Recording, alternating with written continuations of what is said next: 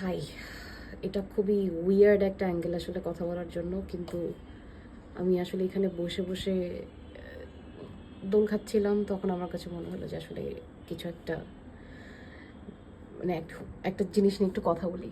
এটা হচ্ছে হুমায়ুন আহমেদের হুমায়ুন আহমেদের উপন্যাস নিয়ে। এটা আমার হুমায়ুন আহমেদের উপন্যাসের সাথে আমার ইমোশনাল সম্পর্ক আছে, এবং আমি জানি যে হুমায়ুন আহমেদের উপন্যাস নিয়ে আমাদের মোটামুটি সবারই আসলে একটা ইমোশনাল একটা জায়গা আছে। তো সেই জায়গা থেকে তো এত বছর তো আসলে হুমায়ুন আহমেদের যে উপন্যাস হোক বা যেটাই হোক না কেন, সেটা নিয়ে তেমন কিছু আসলে মানে অনেক বেশি পড়ে গেছি। মানে পড়লে একটা আবেশ তৈরি হয়, তো সেই আবেশটার মধ্যে ছিলাম। কিন্তু মাঝে মধ্যে আসলে মন চায় যে এটা নিয়ে একটু কথা বলি। তো আমি আজকে মিসির আলি সিরিজের একটা উপন্যাস শুনে শেষ করলাম। এটা হচ্ছে কহিন কবি কালিদাস।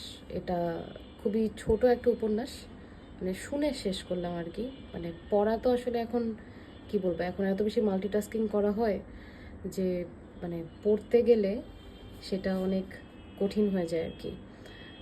তো পড়ার জন্য আলাদা করে ডেডিকেটেড সময় বের করে আসলে এটা হয় না। এটার জন্য আমি খুবই গিল্টি। মানে যারা যারা এটার জন্য গিল্টি তারা আসলে সেই আমি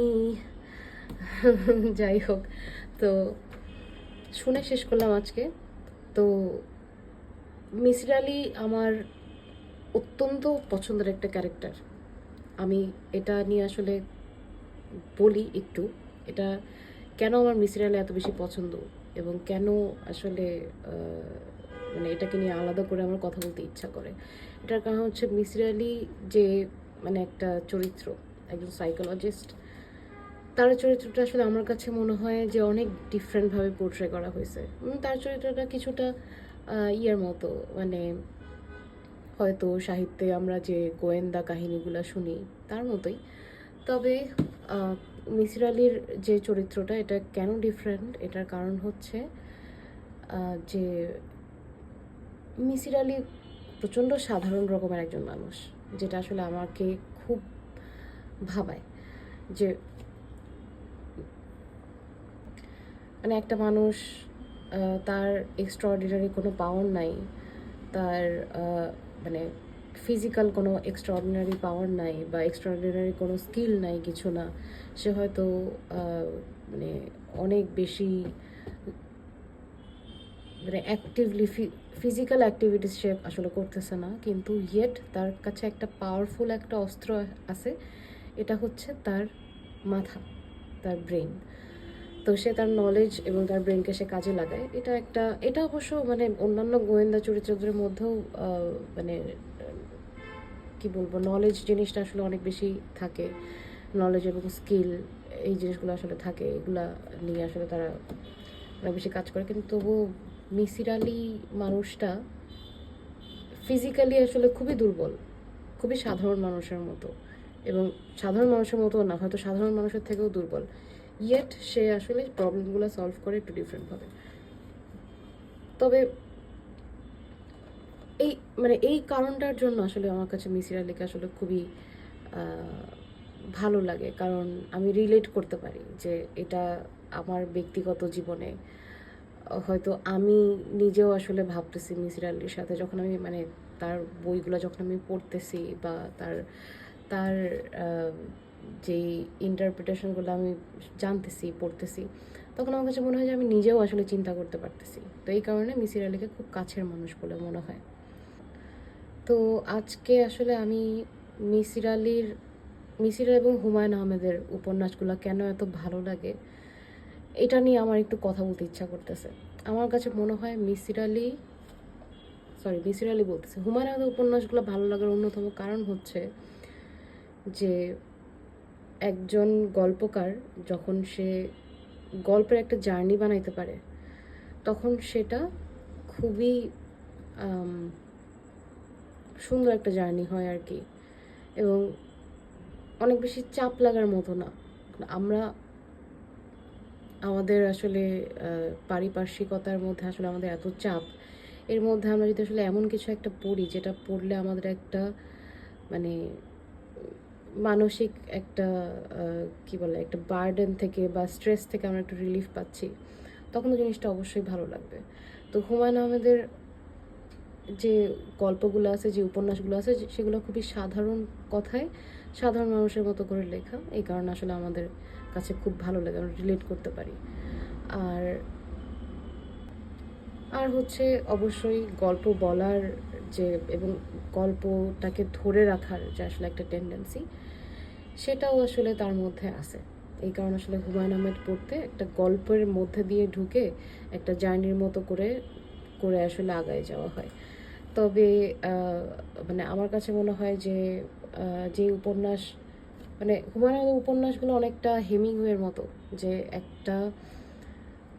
একটা কাহিনী হইলো, তারপরে সেখান থেকে কাহিনীর ধারাবাহিকতাটা খুবই সাবলীলভাবে এক জায়গা থেকে আরেক জায়গায় শিফট করলো। তবে এর মাঝখানে আসলে অনেক অনেক দুঃখের এপিসোডস বা অনেক অনেক কাহিনীর এপিসোডস, এই জিনিসগুলো আসলে শেষ করে আমি একটা জায়গার মধ্যে পৌঁছাইলাম। তো এটা আসলে একটা বিউটিফুল রিল্যাক্সিং একটা জার্নি।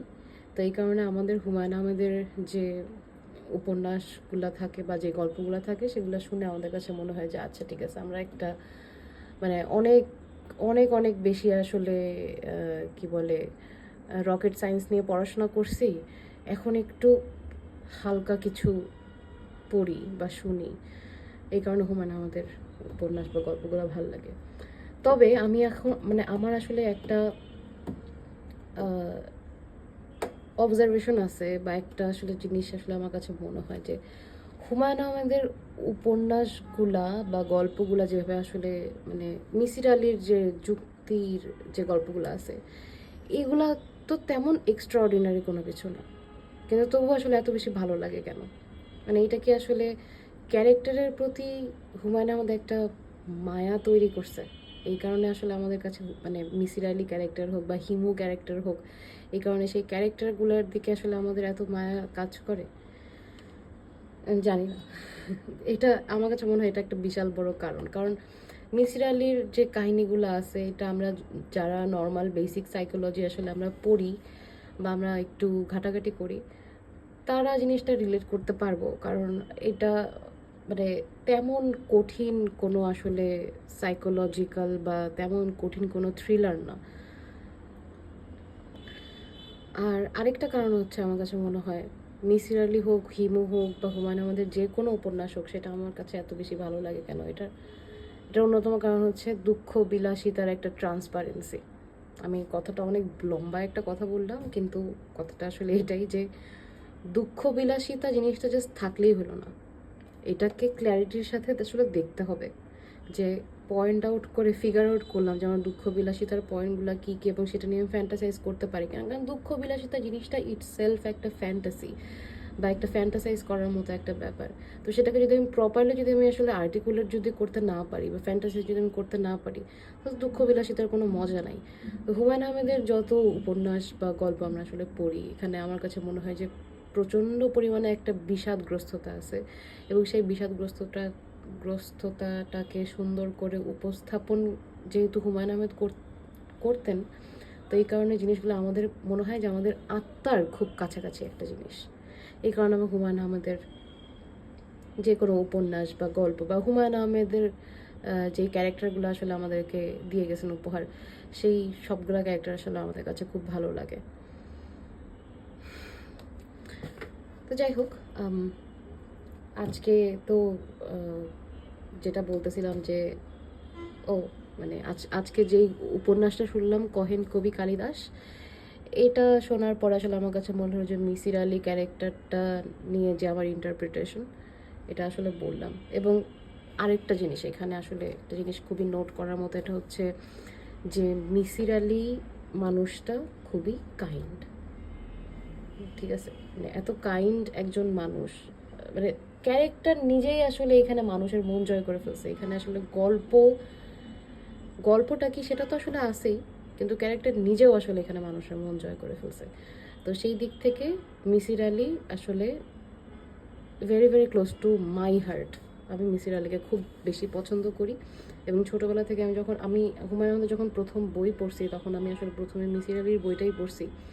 কারণ আমার কাছে মনে হয়েছে যে একটা সুন্দর একটা মানে একটা সাবলীল একটা ঘটনা ধারাবাহিকভাবে চলতেছে, এবং এটার থেকে আরাম একটা পাঠকের জন্য আসলে আর হইতে পারে না। যাই হোক, আমি আসলে মিসির আলীকে নিয়ে আমি আরও কথা বলতে চাই। আমার কাছে মনে হয় যে এরপর থেকে আমার আসলে কি পয়েন্টস নিয়ে আসলে কিছু কথা বলা উচিত, কি পয়েন্টস আসলে সেট করে। কিন্তু যেহেতু আসলে আমি এখন খুবই র্যান্ডমলি আসলে বসে সাথে সাথে আসলে ভিডিওটা করে ফেললাম, তো আমার মাথায় যেহেতু আসলো এই কারণে আমি জিনিসটা বলে ফেললাম আর কি। থ্যাংক ইউ এভরিওয়ান, 10 মিনিট কথা বলে ফেললাম।